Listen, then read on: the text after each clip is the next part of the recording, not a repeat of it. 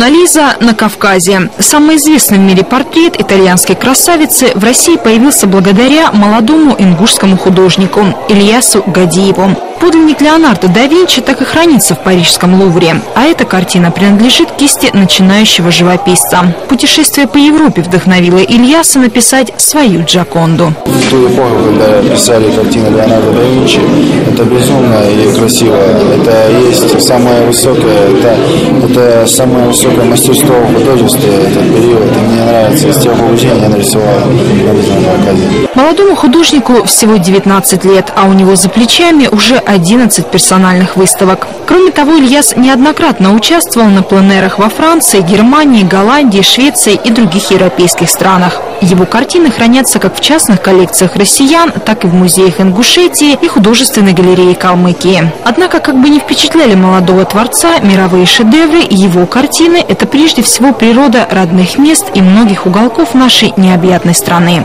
Степи Калмыкии, простор Волги, русский лес. Это сегодня он студент архитектурного факультета строительного университета. А ведь изначально ему прочили совсем другое будущее.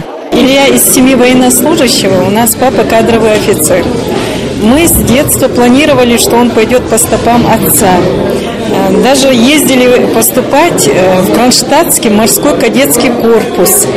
Он прошел отборочный тур, но в конце концов, вот находясь там, в Кронштадте, представляете, уже на месте, когда вроде бы все трудности позади, и он будет учиться в кадетском корпусе, вдруг выясняется, что это не совсем его.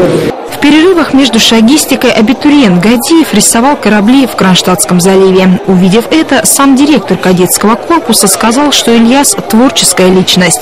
И вовсе не в солдаты ему надо. Вот так и решилась судьба художника. Наши родительские мечты и планы остались где-то позади. То, что дано Богом, оно все-таки берет верх. Выставка работ Ильяса Гадиева проходит в Ростове впервые. Идею показать его творчество поддержала ингушская диаспора. Учитывая последние события, там декабрьские, на Манежке и так далее, хотелось бы просто-напросто показать тем людям, которые пытаются дестабилизировать обстановку в нашей стране, показать, что есть талантливые ребята. Мона Лиза на Кавказе хоть и венчает выставку, но кроме узнаваемого портрета здесь представлено более 30 полотен. В областном краеведческом музее экспозиция молодого ингушского художника будет работать еще месяц.